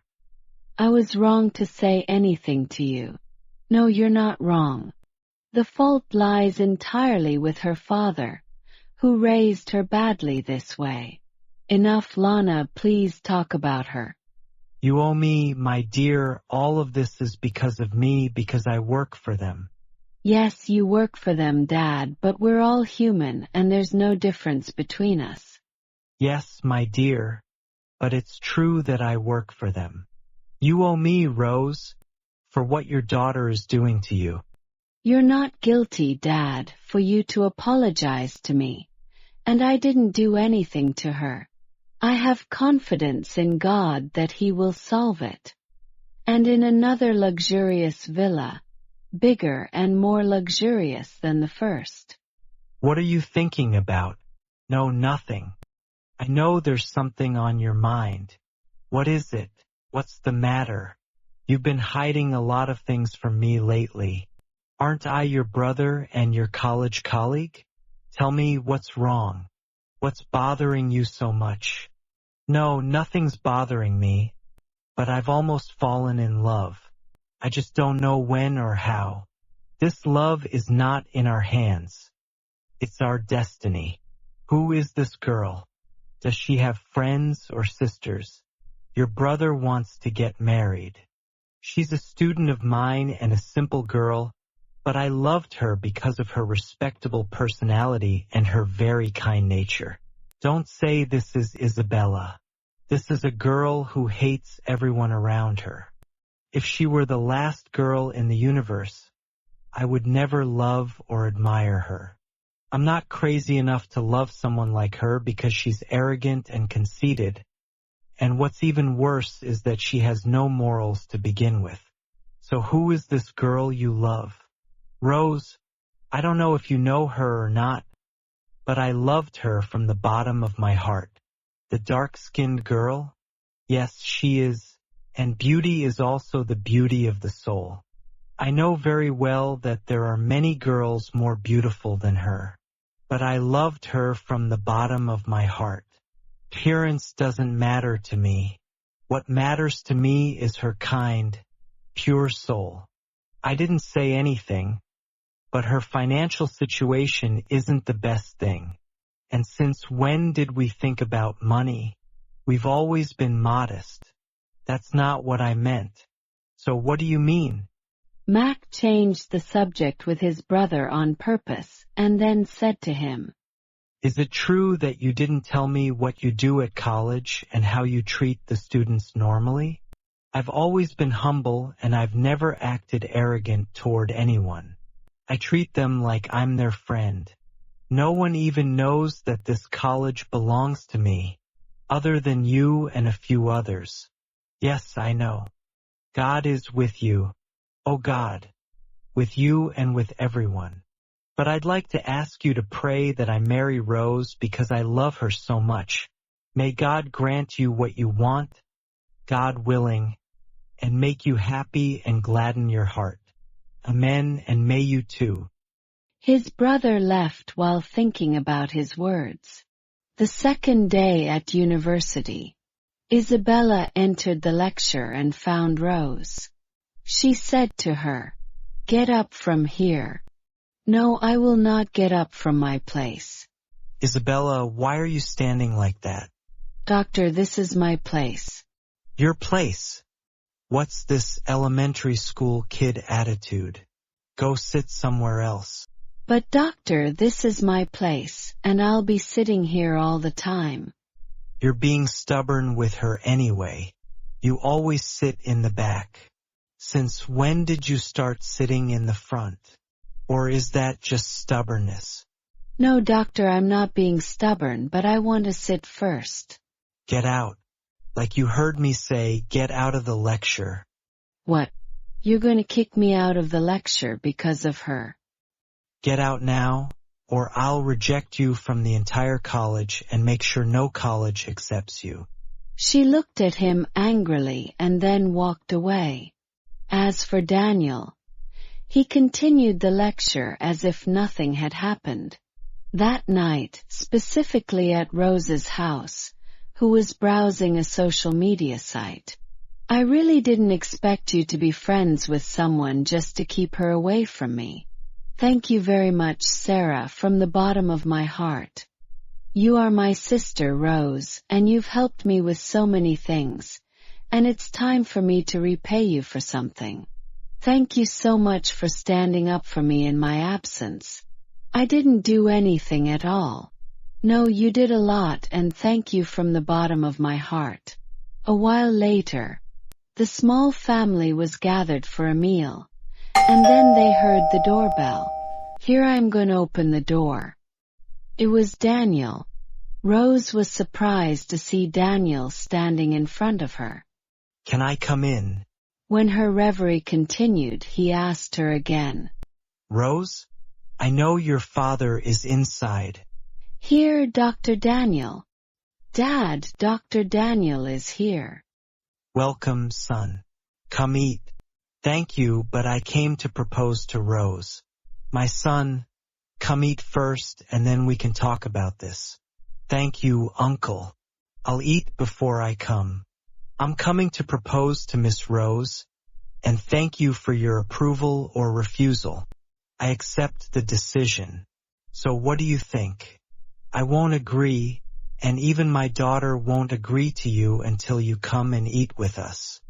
He smiled faintly and sat down to eat with them after much insistence. Of course, out of respect for the host, he didn't even glance at Rose. After they finished eating, he asked his daughters to make them tea. Dr. Daniel clearly loves you, Rose. Don't refuse, agree to him. I don't know, but what I do know is that we're not on the same level. But since he came here to propose to you, he came here for you and chose you with his heart and mind. Rose was silent, trying to be convinced by her sister's words. Listen, uncle, I love your daughter Rose, and I want to marry her, so I came to your house before I spoke to her. So where are your parents, my son? My parents are dead, and I have no one but my brother. I'm sorry if I reminded you of them. No, don't worry about it. Why didn't you bring your brother with you? I came without telling him because if it wasn't meant to be, my brother wouldn't have gone through the trouble with me. So, do you really love my daughter? Of course I do. My son, we're not at your level, and my daughter is your student. We're all on the same level, and I love Rose and I will always love her. I would never make her upset. She's a star in the sky to me, and I didn't love her for nothing. I loved her for her kindness and good heart. Okay, my son, I don't agree with you, nor do I reject you. The opinion is the opinion of the person concerned, and she's the one who'll be living with you, not me. Your words are very sweet. Can you come in and see her opinion? I agree. How would she accept or reject it? Okay? I'll come in and see her. Come in, uncle. And indeed, the father entered to consult his daughter and get her opinion. As for her opinion, Rose agreed. And they agreed a week later to get engaged, and after school ended to get married. During the week, There were those who were happy and pleased with their engagement, and there were those who resented them and wished they could stay in Rose's place. Finally, the week passed and the engagement day came. Rose won Daniel and Daniel won Rose too. Today our story has ended and I hope you liked it. I love you. Welcome my friends. I hope you liked the story and encourage me with a like, comment and subscribe to the channel. Our episode begins in Sarah's simple home. Sarah is a very beautiful girl who lives alone with her sick mother after her father's death. Sarah, my dear, haven't you found a job yet? Haven't, Mom. I've been searching a lot, but God willing, God will bless me and I'll find something suitable. Oh my God, my dear. By the way, Emily called me and told me that an important man is looking for a nanny for his daughter. Really? Okay, I'll go see Emily and talk to her. Come in, Sarah. Please come in. Mom told me you have a job for me. Yes, my dear. The man I work for is at the villa. He needs a nanny for his daughter. The place is very respectable and the salary is excellent. I thought, no one is better than Sarah. She's a polite and calm girl and you'd be a great fit. God willing. I really need the job. I need to pay for Mom's surgery. Okay, get ready and come with me because I'm going to work now. Okay, I'll go change my clothes and come right back.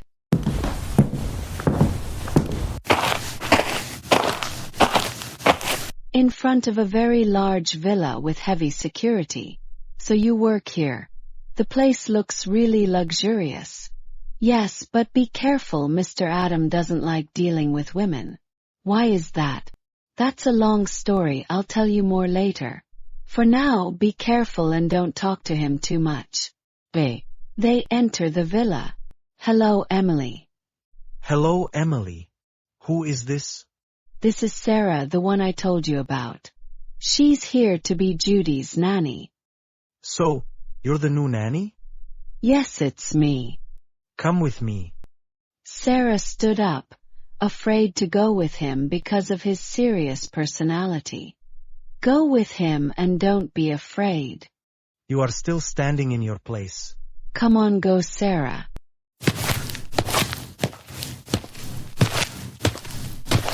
Do you have experience with children? Yes, I know how to deal with them and I love them very much. Okay, you start work today, but you'll be under observation for a week. If the girl feels comfortable with you, you'll continue. Okay, I'll do my best, and may God make it easy.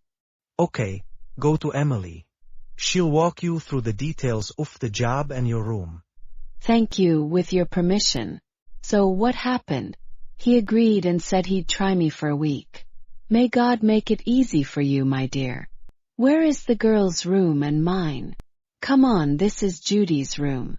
Wake her up and start your day with her. Your room is right in front of hers. Sarah enters Judy's room, opens the window. Wake up, Judy. Who are you? I'm the new nanny.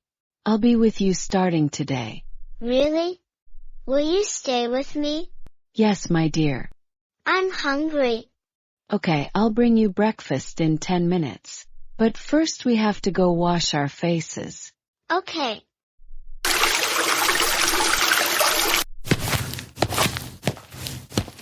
After a while, she enters with a tray of food. Come on, Judy, have breakfast, my dear. We have some great things to do today. Okay. What should we do now? I'll take you around the villa, and we'll take a little tour. But I want Mom. Mom doesn't sit with me, and when I see her, she gets mad at me. She's just busy, but I'm here and I won't leave you alone. Telling stories. Course. Really? Yes, now let's get to know each other first. My name is Judy. And I'm Sarah. I'm honored to meet you. And I'm excited to play. We'll play, learn, and tell stories too. play with dolls? Course. So let's play in the garden with the dolls and you tell me stories. Course.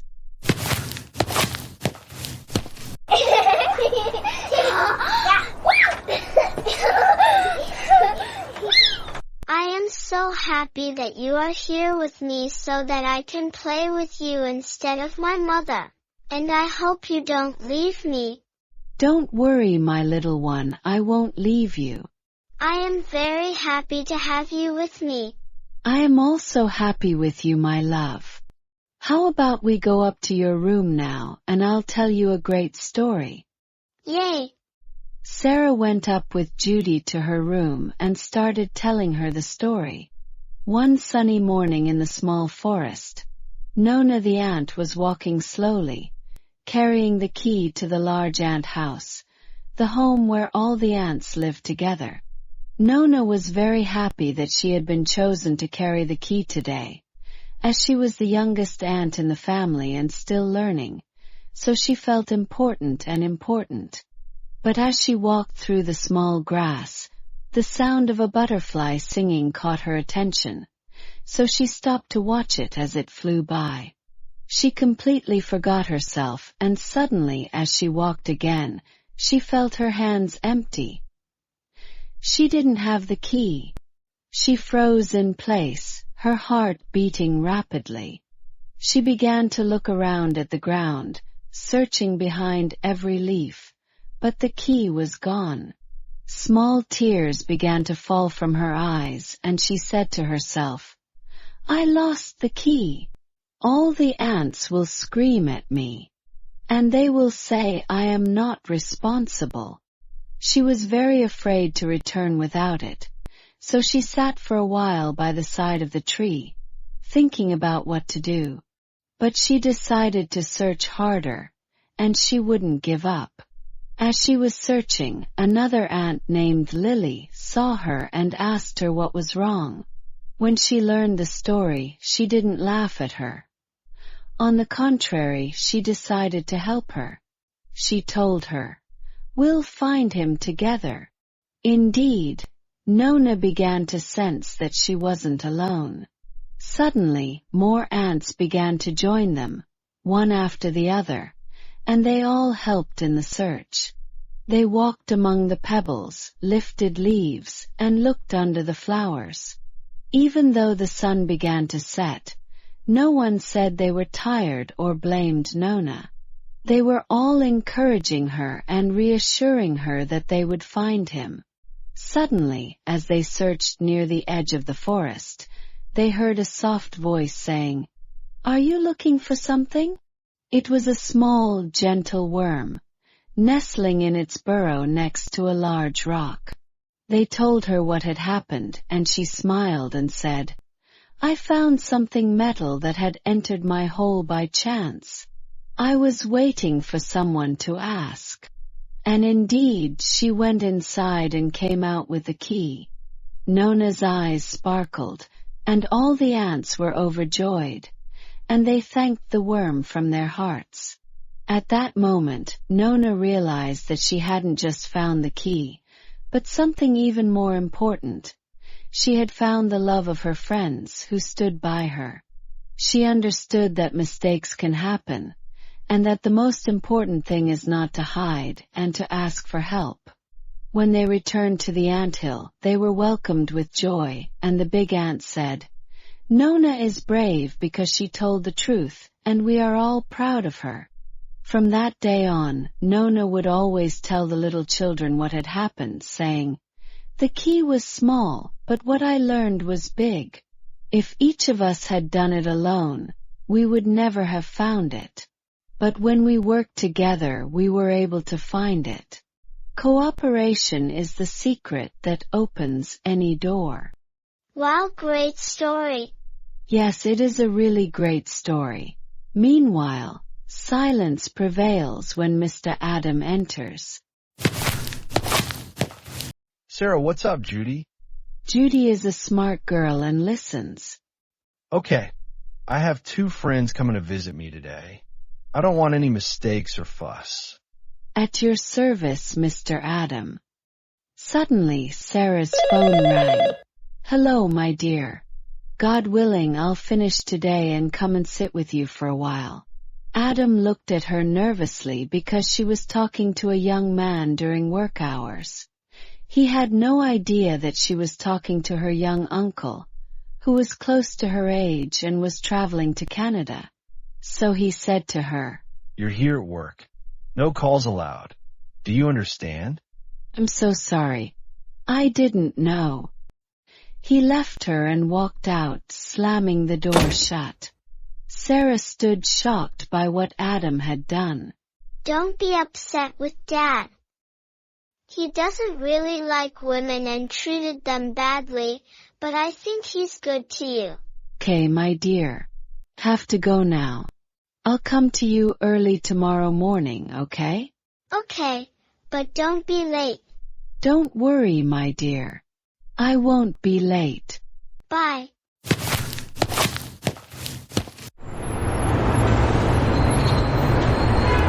Mrs. Emily, tell me why Mr. Adam doesn't like women. About 2 years ago, he came home from work and found his wife with another man in their room. This man was his close friend, and she told him she didn't love him. She left him and walked away, leaving their daughter, Judy, with him. Oh, all this happened. But it's unfair to her. What did she do to her daughter, that she lived like this and was deprived of her mother at such a young age? What can we say, my dear? It certainly won't be a good end for her if she did this to her husband and daughter. If you'll excuse me, I'll go see Mom and give her her medicine. Sarah went in to see her mother, who said, Sarah, what did you do at work? Work is very good, my dear. Come here so I can give you your medicine. The next day, Sarah went to Mr. Adams' house at 7 a.m., woke up Judy, fed her breakfast, and they continued playing.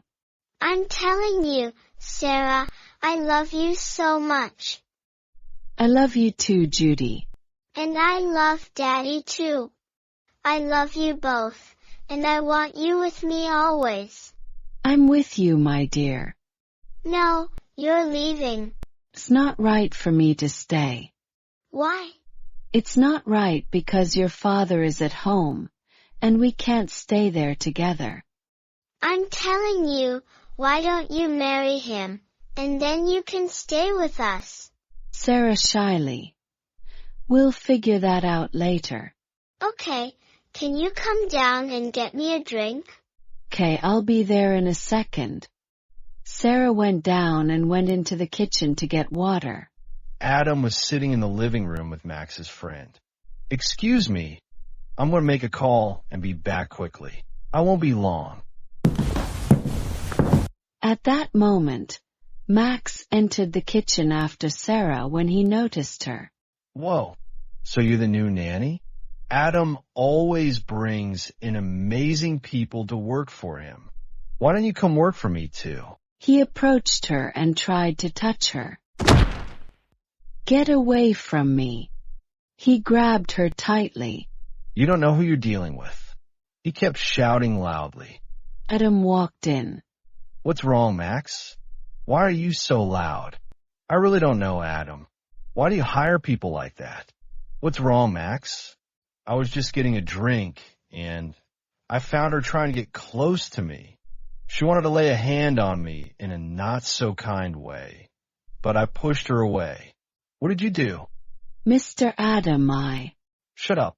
Of course I expected that from you. You're all the same. You've misunderstood. He's the one who tried to get close to me. Shut up.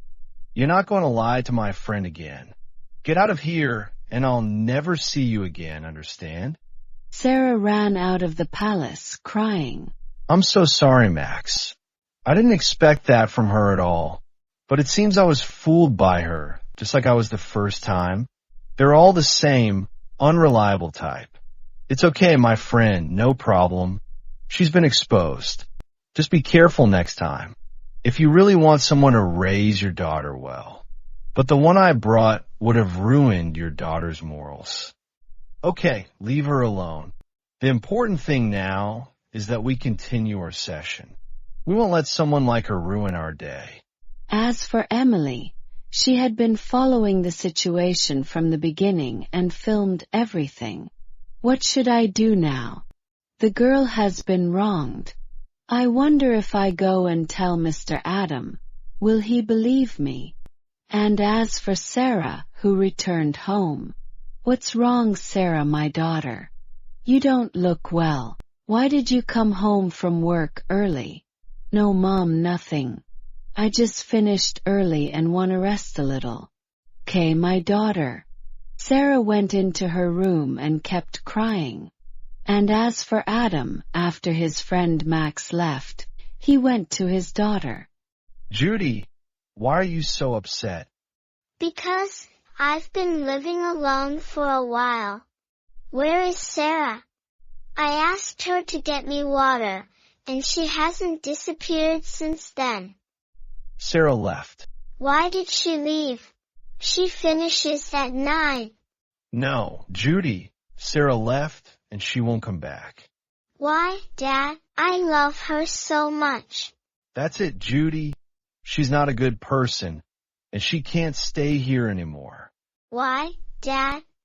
You let her go? Is it the case that whenever I love someone, they leave me and go? She left me and went. She did to me just like Mama did. He was very upset with his daughter, feeling that she had really become attached to Sarah, even though she hadn't been with her for a week. He asked himself, what did she do to her to make her become so attached to her? Then he looked at his daughter and said to her, "That's it, Judy. I'm with you, right? Don't you love me?" I love you, Dad, but I also love and want Sarah. Why do you love her, Judy? Sarah's only just arrived. She's only been here a week. Why do you love her so much? I brought you nannies before, and you wouldn't even let me stay with them. Because they treated me well in front of you, and when you left, they would leave me. But Sarah loved me, fed me, played with me, and told me meaningful stories about good people. Was she telling you meaningful stories about good people? Yes, and she cared about me completely. Adam to himself. How can someone like that tell stories about good people when she's not even good? Here Emily enters after knocking on the door. Do you need anything? Can I just hold off for a moment, please? I want to talk to you about something important. Talk here. That's not going to work. Can I just hold off for a moment because this is very important and you need to know about it? He was surprised, wanting to know what she was talking about.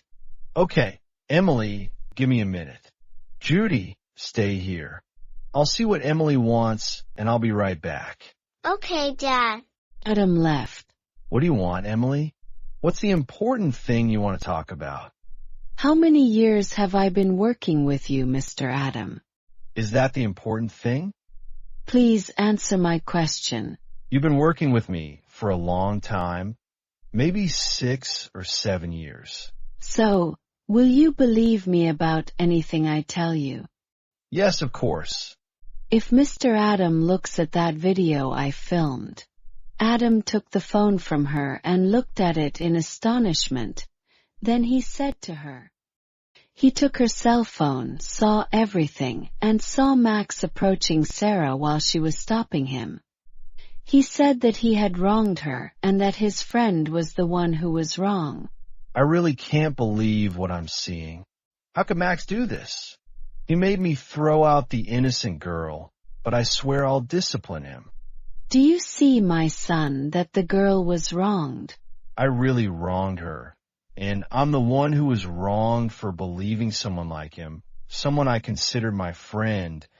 I didn't listen to anything the girl had to say or even give her a chance to defend herself. So what's the solution now? What can we do? I want her back. Go apologize to her, my son. Okay, but I don't know where she lives. Come with me, my son, and I'll show her around. At Sarah's house. How are you, Emily? Do you need something? Mr. Adam came to apologize to you. He came to apologize after what?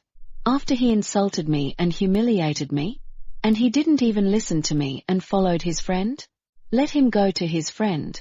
Let him benefit from it. And I don't accept anyone's apology. He stood there listening to everything, and he was very upset about what he did. Excuse me. I know I'm wrong, but please forgive me. Come back with me. You know that Judy doesn't want to sleep, and she keeps crying over you.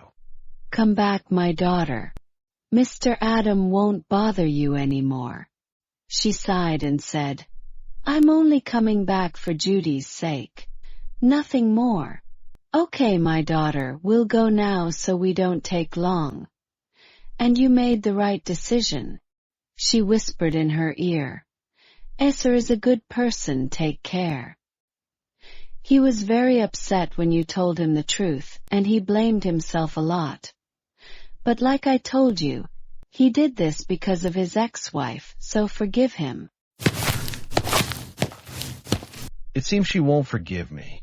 No, my son, Sarah is a good and kind girl and she will forgive you, but it will take some time. What you did to her wasn't easy either. Tell her that I apologize to her for the second time. Excuse me. The next day, Sarah went to the palace. Judy ran to her as soon as she saw her. Why did you leave me? I miss you so much. I'm sorry I left you, but don't worry, I won't leave you again. Really, you won't leave me again and tell me beautiful stories and go with me to the garden? Yes, I will do all of this. I am very sorry for what happened to you. Okay. I took Judy and left. He sighed and said to himself, I was very wrong, but I want her to forgive me. I love her very much. The days passed, and Sarah completely ignored him and didn't speak to him. One day, she was sitting with Judy. Can I have a minute? I want to talk to you about something. Yes, of course. I admire you. I have admired you very much since you arrived. I didn't like women very much, and what happened was beyond my control and was a moment of anger. And to this day, I still regret it and can't forgive myself. You're the only one I found different from all the other girls, and I loved you very much, and I hope you forgive me. Please forgive me. Okay, I'll forgive you. I want your mother's number so I can marry you. Sarah said to him shyly. Okay, I'll give you the number. Yea, now I have a father and mother whom I love from the bottom of my heart. And indeed, on the same day, Adam and his mother go to Sarah's house and agree on the wedding arrangements, amidst everyone's joy, which will take place a week from now. The week passed quickly until the wedding day came, and Sarah was extremely beautiful. You are so beautiful. At night, after Sarah's wedding was completed happily, he held her hand and took her outside. I am happy that I married you, Sarah, and because I loved you too. I love you too, Adam. What are you two doing? Nothing to mention, but we love you. I love you both too. Thus, joy entered the hearts of Adam, Sarah, and little Judy, because no matter how long it takes, God will compensate us with an unparalleled joy that will erase all the pain in our hearts, and that will be one day. The end.